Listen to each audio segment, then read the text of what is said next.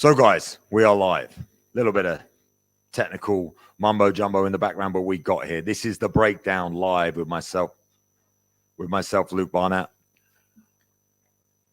I'm going to break down the card that we've got coming up. Octagon 61, September 21st. We obviously have a big fight as the co-main event in Muradov taking on Scott Askham. And I'm going to bring Scott Askham live on the stream. He's in waiting. I wanted to talk a little bit first about some of the English fighters that we have on the card. We have 4 English fighters in total. Obviously, Scott being the co-main event against Muradov. To start before that, we've got George Staines, who's very, very well known, and we've been struggling to find him an opponent for so long. And finally, we have one in Tichota who's going to step up to face him. George Staines, an incredible grappler that puts on forward pressure, is a fantastic athlete and a fantastic ambassador of the sport. And, you know, he might be into Lego, but he's definitely dangerous when he gets it down on the mats. So very, very excited to have him back. Then we have Jack Cartwright, who's coming in a very, very, very interesting matchup against Sanakidze. I mean, stylistically insane, very, very crazy. Cartwright has had his up and downs with the promotion. Obviously fought against Jonas, and Jonas beat him, which was a bit of a surprise on the odds makers. Then he came back and he had a couple of great performances. Sanakidze is a big test. That's a big fight for him and for Sanakidze to take him on. So that one, even though it's low on the card, is a huge fight. This event, Octagon 61, in my opinion, is the best card Octagon's put on all year. We've had some bangers, some huge events, and some huge cards. But this one, for me, is extremely, extremely special. And then we go up. We've got Corey Fry taking on Len Gao. 2 stand-up wizards. Len Gao just seems to produce knockouts from everywhere. So I'm looking forward to that happening against Corey Fry, who always brings the fire. That's going to be an extremely exciting fight. And then obviously we have our co-main event, Scott Askham taking on Muradov, who's joining us from the UFC for his debut, or his return rather, not his debut, but his debut post-UFC. So lots of exciting fights. I want to also talk about the 2 Tipsport Game Changer fights really, really quickly. We're going to have Duque, the Spaniard, coming in to take on Paradisa in our main event. Obviously, Ronnie Paradisa is our champion in the lightweight division, now in the Tipsport Game Changer. An incredible talent, has been with us for such a long time, and we've seen him grow and we've seen him overcome challenges to now have that strap. He wanted to be part of the Tipsport Game Changer. Him taking on a very different man in Duque. And Duque, you know, a Spanish working man, works the docks. They've given him a bit of time off to prepare for this fight. Huge fight for him, biggest fight of his life, biggest fight of his career. Has a very, very unique style, taking on the tall, long, you know, incredible striker that is Ronnie. And for me, Ronnie had his best performance to date in his last fight. Great control of distance, and that fight is all about the distance. If Duque can close it, he stands a chance of probably getting the upset of the year, because no one expects him to win that fight. And then we have Lugerski, first ever lightweight champion at Octagon MMA, taking on Keita, the Black Panther that everyone knows, who's been the rising star and held an interim title as well as a legit title too. So there's a lot of championship level fights happening here. And the Keita versus Lugerski one, I've done a full breakdown on, which I'll put on the YouTube channel and you'll get to see later. And I'll try and do one for the Paradisa Lugerski one, the Paradisa Duque one as well. But now we're going to talk about what the reason this is, what this is all about. This is about Scott Askham. Me and Scott have a varied past, if you want to call it that. So I want to tell a little bit of a story about the UK MMA scene from my point of view, growing up in the sport, and how me and Scott have been pitched against each other for so many years. And then we finally come to battle all those years ago, and how it all happened. So I'll talk a little bit, then I'll bring Scott in, and Scott can tell his side of the story, which may be a little bit different to mine. I'm sure it will be, but that's fine.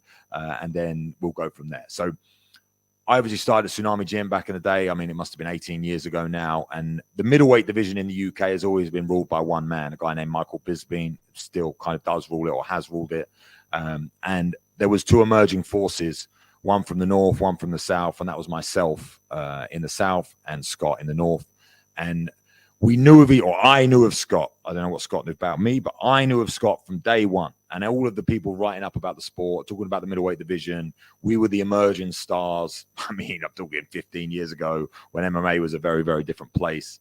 And I always watched every single one of Scott's fights, and I'm sure he watched mine. And we both went on. I think I was 4-0 at the time, and I got interviewed and I got asked about Scott. And I said, yeah, I'll smash that guy easy. No problem. No props. No, but let's line it up. And he said something, and we were going back and forth and back and forth and back and forth. And I thought the fight was going to get lined up. Then I went to the Ultimate Fighter, eventually got to the UFC. Whilst I was in the UFC, or maybe before, Scott come to the UFC as well through winning titles in the UK and having a fantastic career. We didn't face each other at that time. He had some fantastic bouts there. In my opinion, the one against Jack Hermansson was probably one of the best bouts, back and forth. And I trained with Jack at the time for that fight. I know his level. So to see how Scott dealt with him in different situations, you could see the level that Scott was at.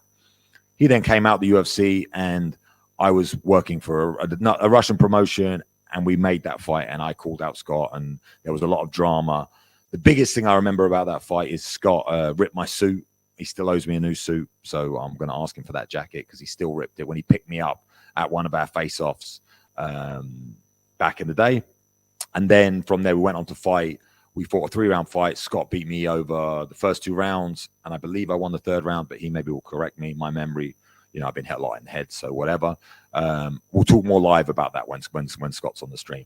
And then Scott went on to have an incredible run and fought against, one of the biggest middleweights outside the UFC that we've ever had in Makhmud Muradov, who I also faced.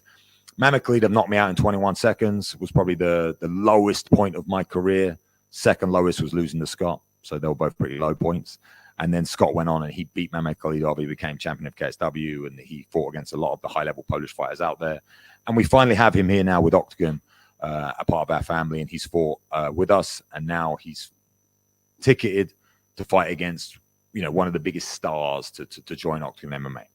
So that's the bit of history from my side. Like I said, Scott maybe has a different story.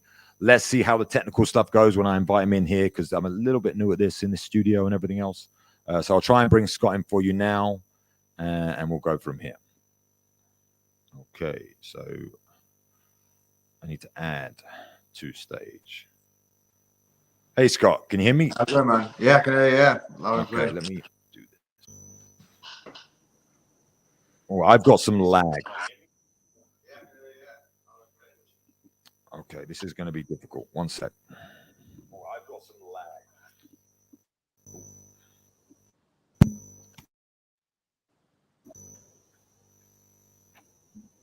So I've got the headphones on now. I've got a lag, Scott. So when I ask you a question, I'm probably going to take me some time to hear your response, and then I'll come back. Okay.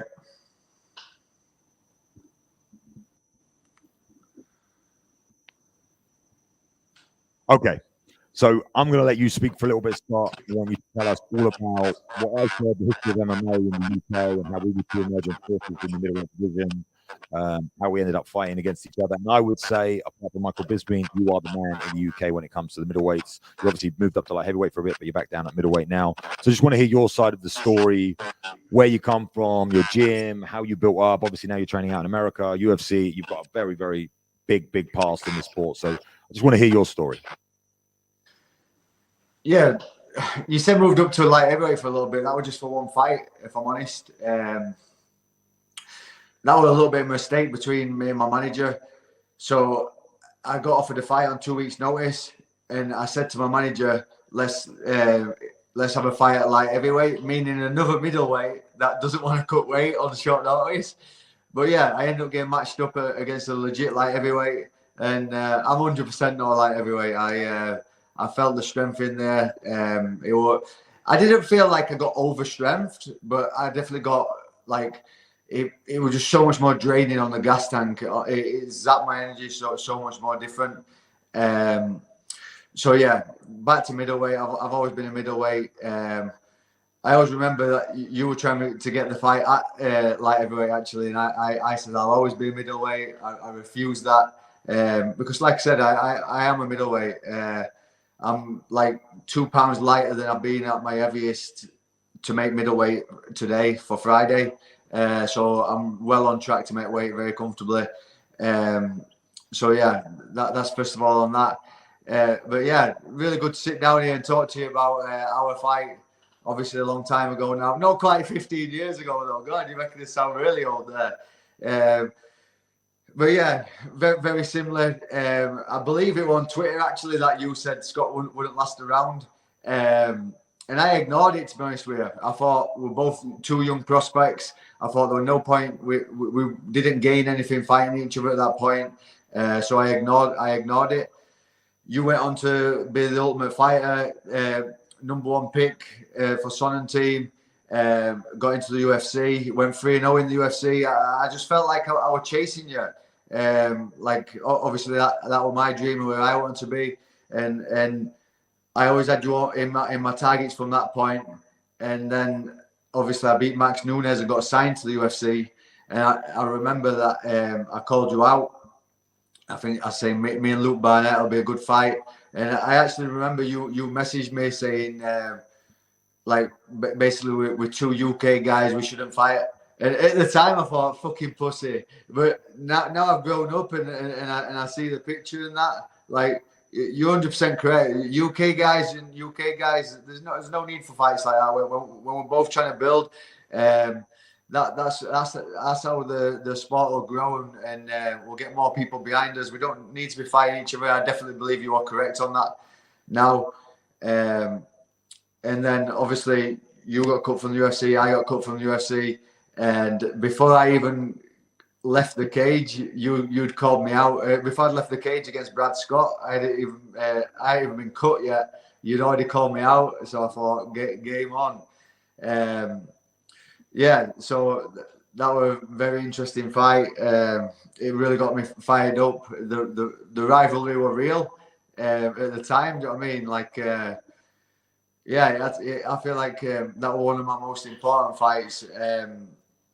Like on a personal level, like you were calling me out on my grammar. That's what got me the most. You kept calling out my grammar. So yeah, it's all done now, all in the past. But yeah, it was a pleasure to share the cage with you. Well, I think that was it. That was my mistake. If I'm honest, I believe and I feel like going through a very similar story. When I called you out and I was being the bad guy and I was talking and doing everything else, I feel like I lit a fire underneath you. Yeah, and it worked in a negative way for me. I should have just been nice. I should have just relaxed, and I should have been your mate. And the other way, because like you said, we had the history, and by doing that, I feel like you trained twice as hard. You put more effort in. There was more on the line. You sold more tickets. The place was filled with your fans. I got booed everywhere. And I kind of put myself in a negative position. So I don't know if that's true because I never had that conversation with you. But do you feel like the way I acted towards you inspired you more to perform better? Yeah, 100%. Yeah, honestly, I was so fired up. Like, I was even angry that I was walking out second. Like, obviously, you'd had thoughts on the promotion before, so you walked out second. But like, I'd sold a ton of tickets. You know what I mean? I'm in the cage waiting for you to come in. Even that pissed me off. You know what I mean? Like, I'm stood there waiting for you to walk out and stuff. And yeah, it really got me fired up. But yeah, what you just brushed on there about like being friendly and things like that. I feel like I had a similar situation when I fought Makhmud Khalidov the first time. So Makhmud was really trying to. I think he plays a game with that, like this. He has this persona of being friendly and stuff. But again, like one bit, I pushed him and told him to get lost. You know what I mean? And I think he like got took back by that a little bit because he was used to people being friendly back to him and stuff. But yeah, I try not to get caught up in stuff like that and make sure that I do everything I've got to do to stay focused. I mean, you were talking about Max Nunes, now talking about Makhmud Khalidov. We shared the cage with a lot of different people. So I think you're right. I feel like I got you emotional, and that was actually part of my plan, because when I studied you and I looked at you, and I've seen every fight you ever had when they were live, and then afterwards I saw them too. I was under the impression that anyone you've ever fought that's taller than you, which is not many people because you're, a tall middleweight, you've always tried to take them down because you've got very good grappling game, very top heavy. Once you get it on the mat, you're in control. So my entire camp was to entice you to come forward, to close the range, to try and take me down. That was all I wanted. And I drilled for 12 weeks, like off of the takedown attempts, having, patterns, et cetera, et cetera, et cetera. And I don't know how well you remember the fight, but the first 2 rounds, I kind of just sat back and kind of waited for you. And I wasn't very aggressive. And you were aggressive, but you were very, very good at keeping your range. Obviously, the southpaw thing and hitting me with that kick to the body and that control. But I drilled the entire camp defending takedowns and getting reversals and utilizing your aggression against you, which makes me sound like a tactical genius, but it didn't work. So it wasn't tactically very good. And I found that in the third round, I knew I was 2 rounds down. And in the third round, I can't come at you. I come a lot more aggressive and I had a lot more success in the third round. And then you did clinch with me up against the fence. You did try and take me down a little bit. And I remember at the end of the third round, again, I don't know what you think, end of the third round, I remember you like not tired, but you could tell you were just so happy the fight was over because you knew you'd won. And I was like, I didn't do what I was supposed to do, and I was so frustrated. But yeah, so my idea behind that was to push you, to take me down, and I think you tried to take me down once at the last 20 seconds of the third round. So my game plan definitely didn't work. Yeah, I'm not sure if I tried to take you down, but I definitely pressed you against the cage, and I was happy to take a breathe in that moment. Your gas tank's unbelievable. Like you say, I put on a pace that fight, and you stayed there with me, and there was a moment where I got tired, but I do recover pretty quick. That's the thing. Like I can find the gaps to recover in them moments. What you said might not have been wrong about wanting to clinch and things like that, but this is why I still believe to this day. I think the UFC were a little bit premature in cutting me. I know I'd lost my last 2, but it was my first fight since joining ATT, and even though I'd lost, it were the most significant strikes I'd landed in any UFC fight. So the progress was starting to be there. Do you know what I mean? Like, and then obviously I started to work more and more with Steve Bruno, who I believe he changed my game completely. I went from like a counter fighter, like if I didn't knock the person out, I couldn't really win the rounds, and that's why I lost a lot of split decisions in the UFC. Whereas I would go into a more dominant fighter, like really pressing the pace and winning the rounds, being confident in the pocket that I can defend the shots. I feel like I became a lot better defensively, which also helped with my offense. Yeah, I mean, even talking about ATT, I remember, because I'm sure this was maybe a step too far from me, but I remember bringing up no one cares about you. No one cares about you at ATT. Your old coach dropped you. It was all, I knew Darren, Darren, blah, blah, blah. And I was trying to get under your skin. But now I feel like I was kind of right, but I wasn't right. I would think that you were starting your career there at ATT and building your relationships. And now do you feel like, because you've been through a lot of title fights, a lot of 5-round fights with very, very high level guys since we fought.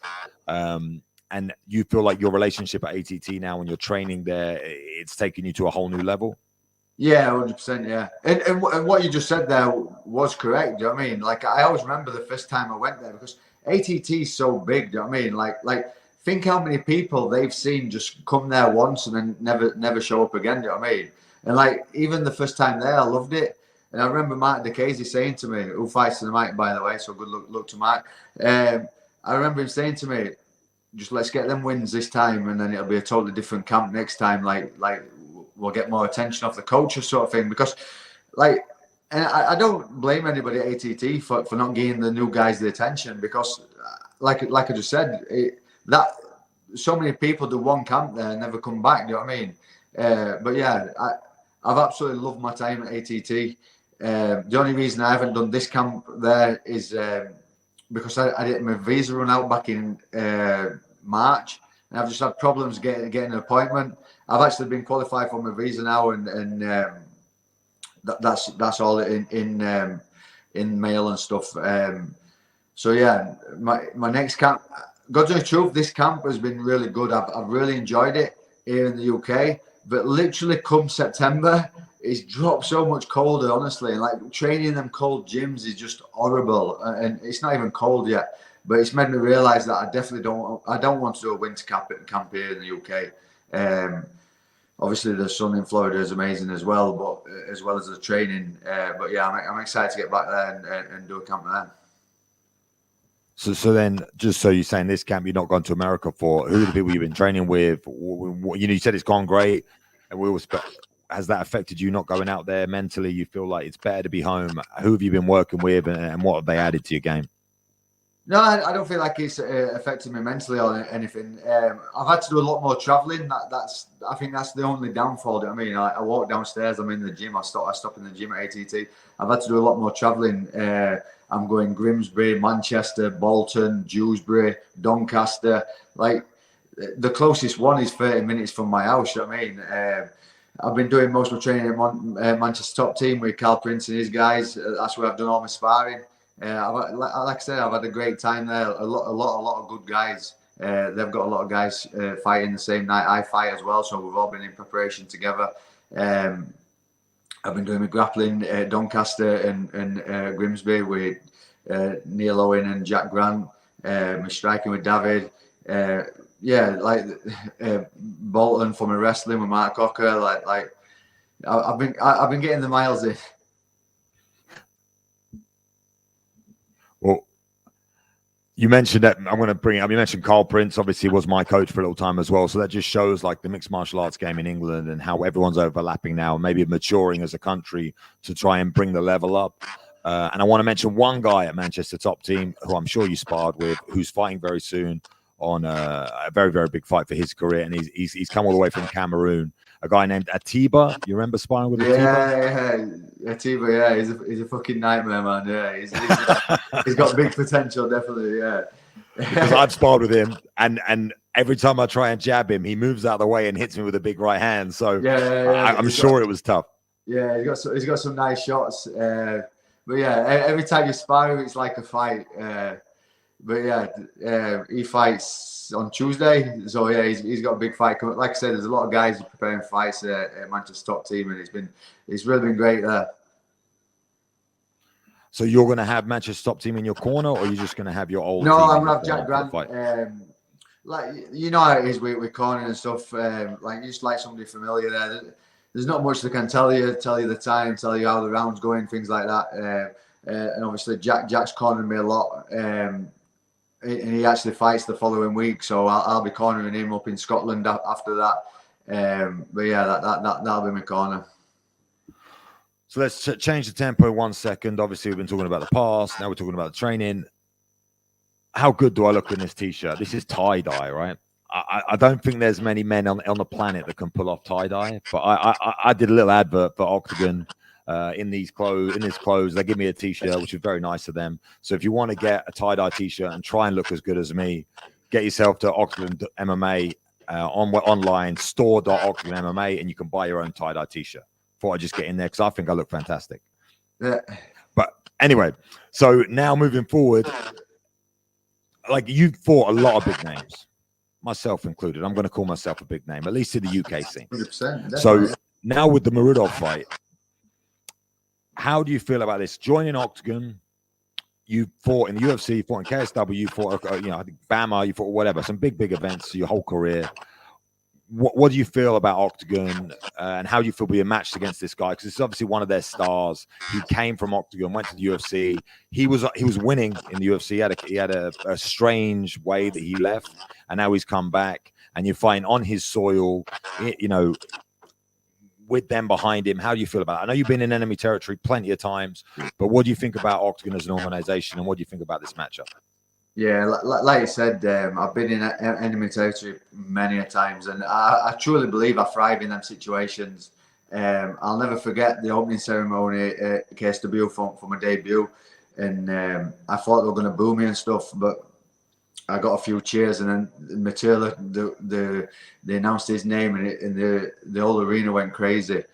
And 96% of the people that voted that Matilda would win that fight. So yeah, I've definitely been there before. I've been the underdog in these fights.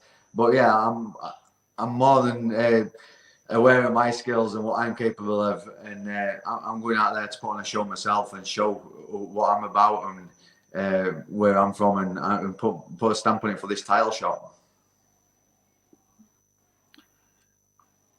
And then if we move past this matchup just for the moment, because you said about you're going to go back to ATT in September already, What's the future of Scott Askham look like when it comes to your fight career and with Octagon and everything that you're doing? Are you looking to make a title run? I feel like you win this, it is a title run. Is that on your list? Yeah, 100%. Yeah, I've got mass respect for Kinsell, the champion. He actually helped me prepare for the fight against Matela. He was over at American Top Team. He was on like a training holiday sort of thing, and I did many rounds with him back in 2019. There's pictures online of us together and stuff.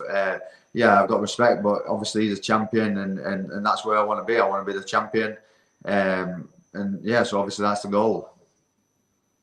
Well, then you obviously see yourself fighting Kinsell. What about a man that I know very well, you know very well, from the UK, but kind of Czech, kind of the poster boy, a fight I think about? Obviously, he's looking to retire, but I got to ask the question: how do you think you match up against a guy like Carlos Vermola? Carlos Vermola. When you say UK, then I was like, I wondering where you were going, but yeah, he's like heavyweight, isn't he? He's like heavyweight, Vermola. Yeah.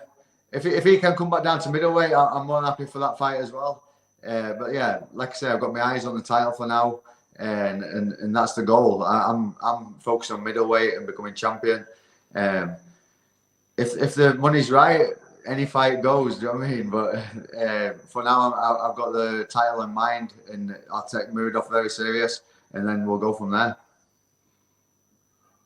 All right, so let's talk about the fight itself. Let's talk about Muradov. Let's talk about how we match up against him. Obviously, a very devastating striker. If you see some of the knockouts, I mean, you see him on the big UFC scene. Did you know much about Muradov before this fight was matched? Have you watched his fights previously? Was he on your radar in general, or is kind of a new name to you? I know who he was. I wouldn't say he was on my radar.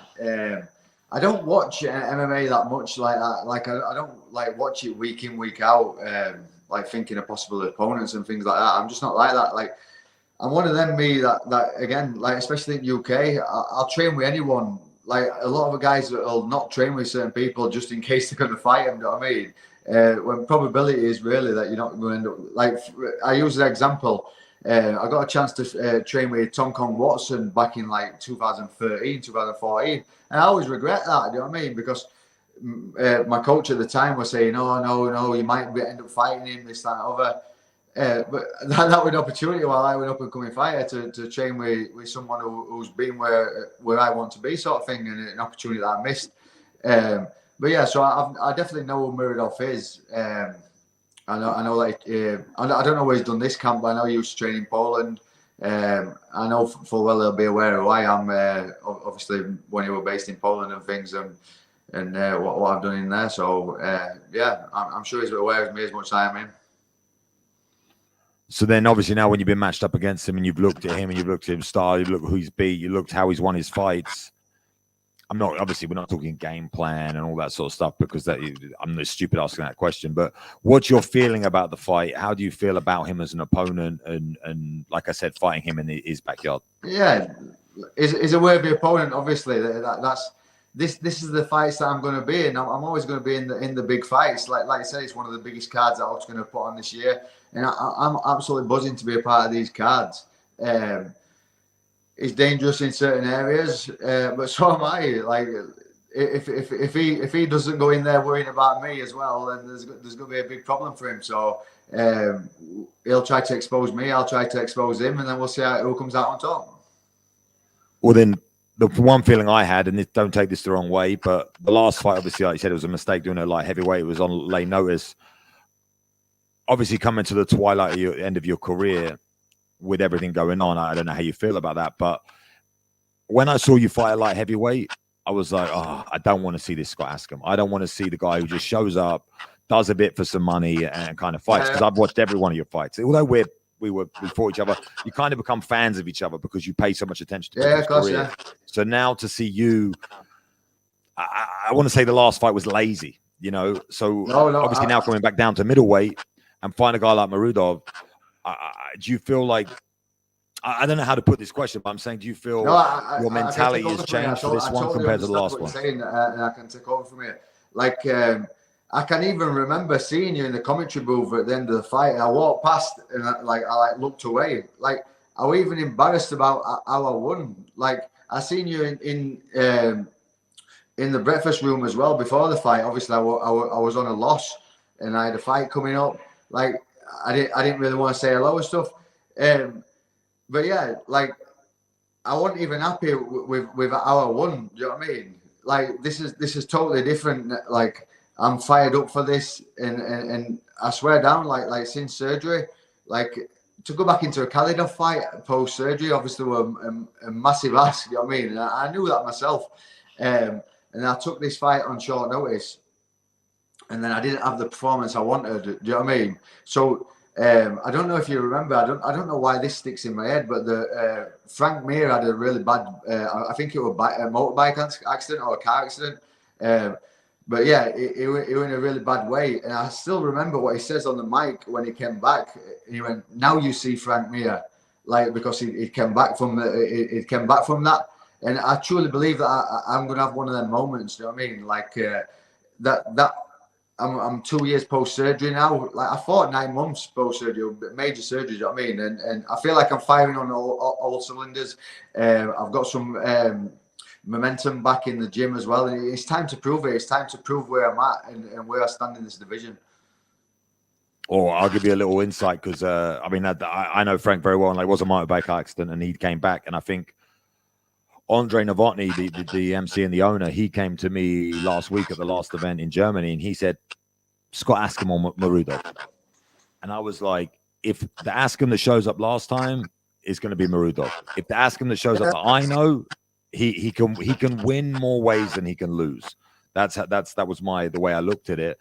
I think if this fight goes to the ground, I think you are all over Muradov. I think he has very, very awkward striking style, but so do you. You're southpaw, kind of long length, control of range. I feel like this is going to be an absolute war. I think it's a very, very exciting fight. And like you said, it does have title contentions in it. Do you think you can finish Muradov?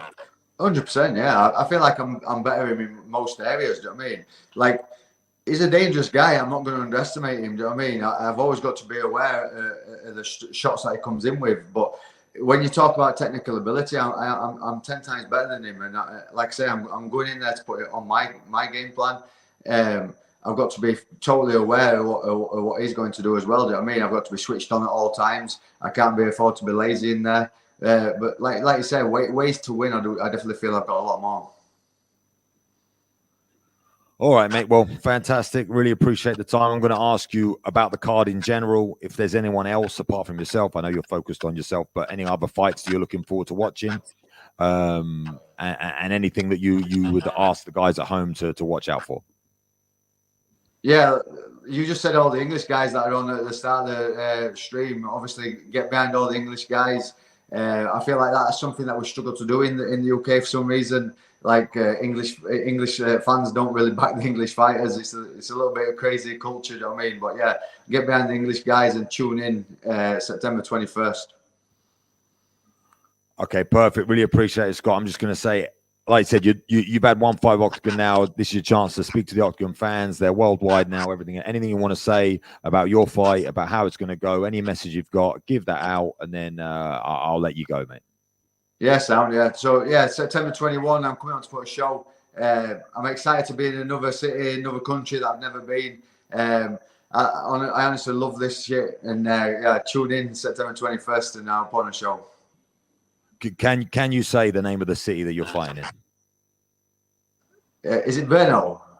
Is it Brno? Is it Bruno? Is it Bruno? Is it Brano? I don't know. Every time I say it, I'm told that I say it wrong. So I think it's Brno. I don't know. Yeah. But I'm glad that you can't say it either. Makes me feel a lot better about myself.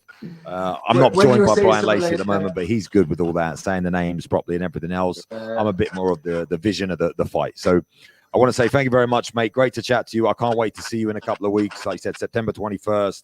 If you guys want to check it out, stick with us here on the YouTube channel. Check out the social media, and then you can be there live, or you can watch it on OKTAGONMMA.tv.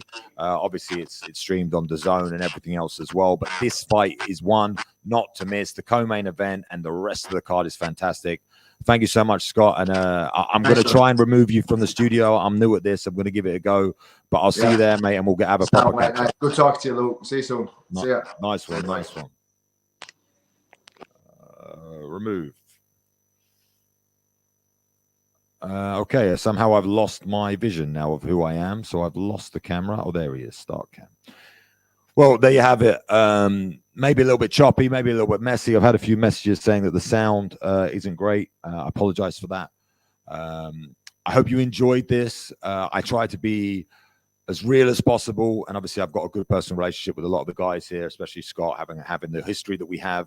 If there's any fighters that you want to have on the show, if there's any breakdowns that you want to see, if there's anyone you want me to talk to, please just put it in the comments. Let us know, and try and be there September 21st, Bruno, or however you say the name of the city, because I always get it wrong. Or you can watch us live. You have the English commentary if you go on there, octagon.tv, buy the pay-per-view, and I will see you guys.